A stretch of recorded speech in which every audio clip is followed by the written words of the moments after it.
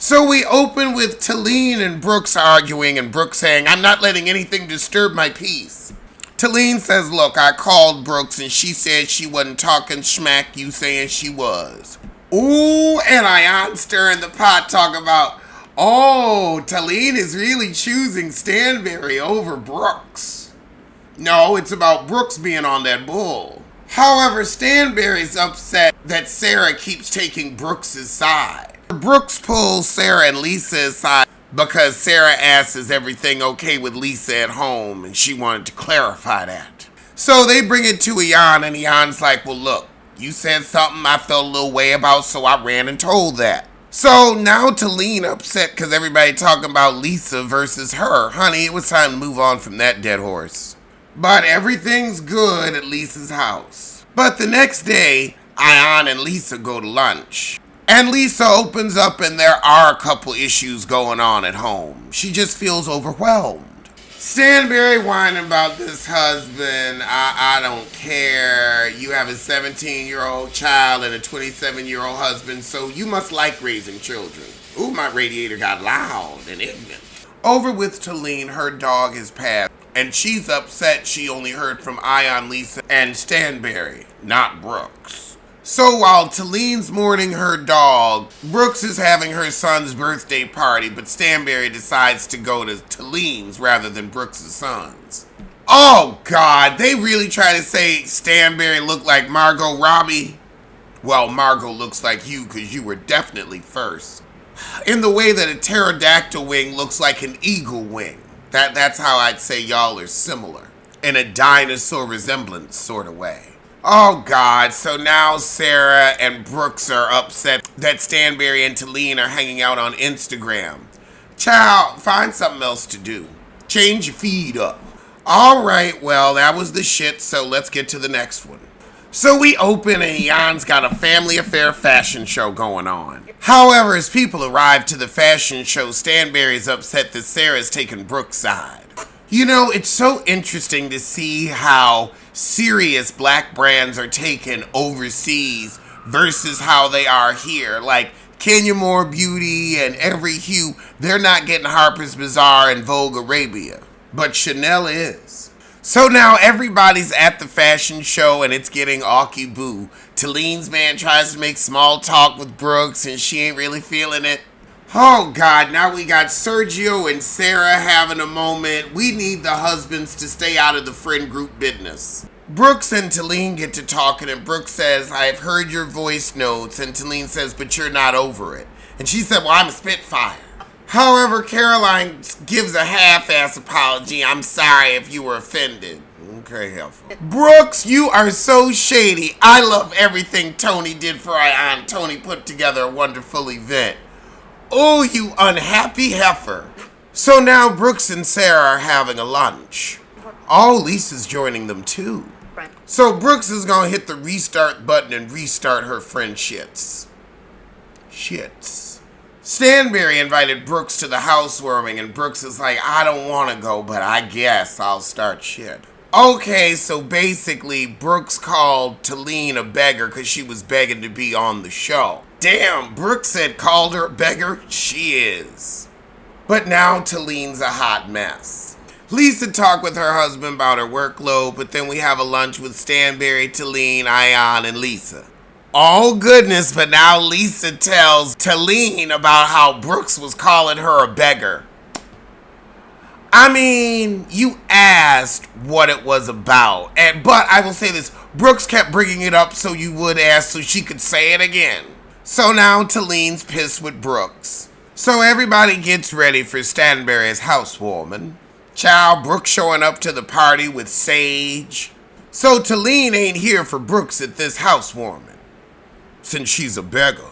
Oh Lord, now Brooks telling all Stanberry business that Stanberry has a sugar daddy that's paying for everything, I guess including her other man? What man is paying for somebody else to shtup his wife? Or his huzzy? Oh, Michael's the one that they were staying with that told it all. Now Stanberry's saying she ain't sure she want a kid. I wouldn't either at 68. Oh, and the cast trip is announced. We're all going to Bali. Talene's husband invites Sergio, and Johnny Talene's husband could invite me somewhere too. I'm not mad at that. He got a brother. Brooks feels like Caroline used her to become friends with her girlfriends. Well, you shouldn't have let her ass on the show. So she starts saying fake, fake, fake it, fake at the table, and Talene says, what does that even mean? But Brooks says, I'm not talking to you. Oh, God, now everybody walking around whispering, who did she say fake? I didn't say fake. I mean, at least this is giving us something. More than you've given us the past couple episodes. It took you 7 to get into it, but all right now. Talene's still upset about the begging thing. Stanberry's still calling her a beggar. I think you begged. I think you begged, Heffa. Child, don't be too proud to beg. We done all begged a time or two. However, Ion sees it that Talene switched up on Brooks after the begging. But now we all gonna try to quash it for the trip. Well, now it comes up why Talene's mad. She said, well, Lisa told me you said I was a beggar. So now Brooks is mad at Lisa for spilling the beans. Oh, God. Talene said, you're an alcoholic. You've been starting shit with everyone. Drop your drink.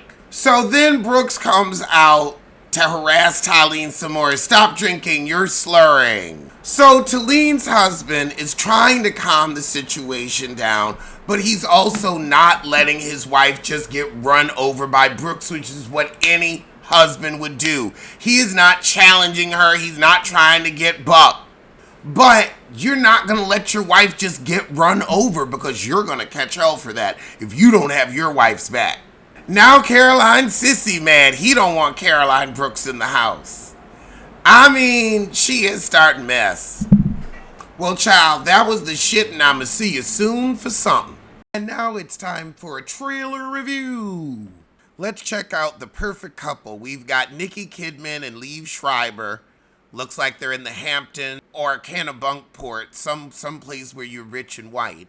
They've been married 29 years and they're getting interviewed about their happy marriage. Okay, they got a circular driveway, that kind of money. And so we got 2 youngins coming to visit them. Are they the kids?